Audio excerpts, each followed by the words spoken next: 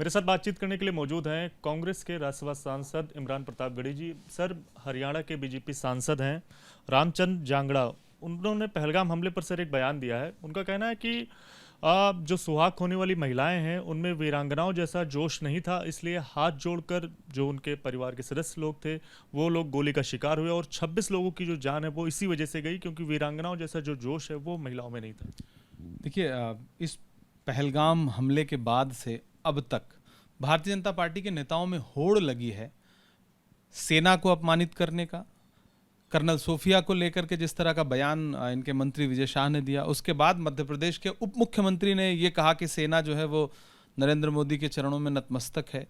उसके बाद जिस तरह से हिमांशी नरवाल को, हमारे स्वर्गीय लेफ्टिनेंट विनय नरवाल जी की पत्नी को जिस तरह से सोशल मीडिया पर ट्रोल किया गया और ऐसे ऐसे इन्फ्लुएंसर्स ने ट्रोल किया जो भारतीय जनता पार्टी की विचारधारा के लोग हैं, और अब फिर हरियाणा के ही एक सांसद का ये बयान दर्शाता है कि भारतीय जनता पार्टी कितना असंवेदनशील है इस मुद्दे को लेकर के। वो परिवार जिन्होंने अपने बेटे खोए, उनकी अगर धर्मपत्नी वहाँ पर कोई मौजूद थी, तो किसी का परिवार मारा गया है, किसी का पति जो है शहीद हुआ है, किसी का सुहाग उजड़ा है, आप उसको लेकर के इतने असंवेदनशील कैसे हो सकते हैं? भारतीय जनता पार्टी के शीर्ष नेतृत्व को चाहिए कि इन नेताओं की मॉनिटरिंग क्यों नहीं कर रही।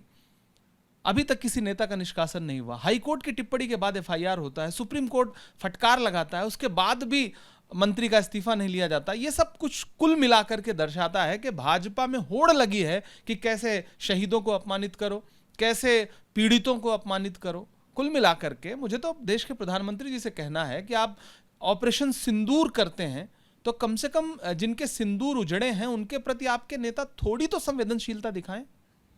आप अपने भाषण जो वहाँ पर दे रहे थे सांसद, उन्होंने उसमें यह भी कहा कि नरेंद्र मोदी जी ने पुलवामा हमले के बाद ये संदेश दे दिया है कि अब याचना नहीं रण होगा और सीधे जो आतंकियों का जो पोषण करने वाले मुल्क हैं उनको बड़ी सजा मिलेगी।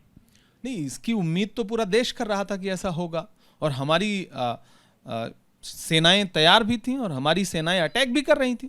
और जब हमें लग रहा था कि अब फाइनल चोट करने वाली है हमारी सेना आतंकी देश पर, उसके बाद एक बारगी ट्रंप सीज फायर कर देते हैं और हमारे देश के मुखिया चुप रहते हैं।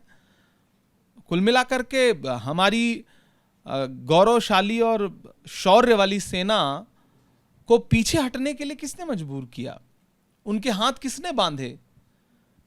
पलट करके मीडिया के लोगों को सांसद महोदय से, भाजपा के सांसद महोदय से पूछना चाहिए कि हम संप्रभु देश हैं, हम अपने पैरों पे खड़े हुए देश हैं, और ऐसे में सीज फायर का ऐलान कोई ट्रंप करेंगे और उस पर हमारा देश चुप रहेगा, प्रधानमंत्री जी चुप रहेंगे?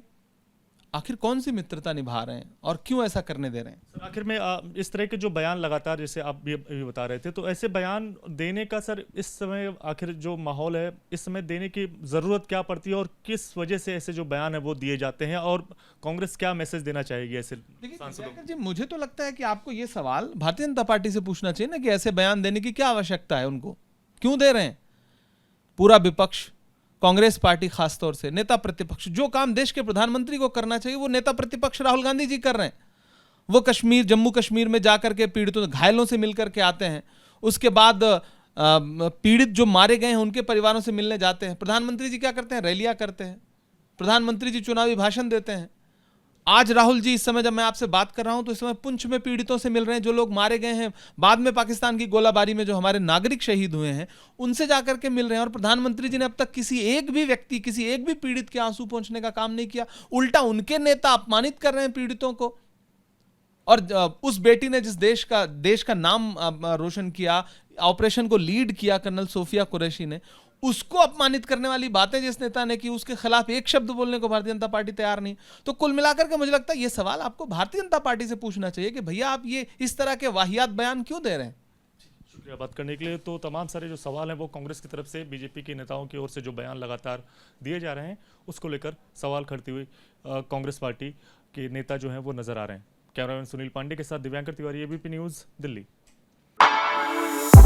For exclusive and insightful videos, subscribe to our new channel ABP Live Premium.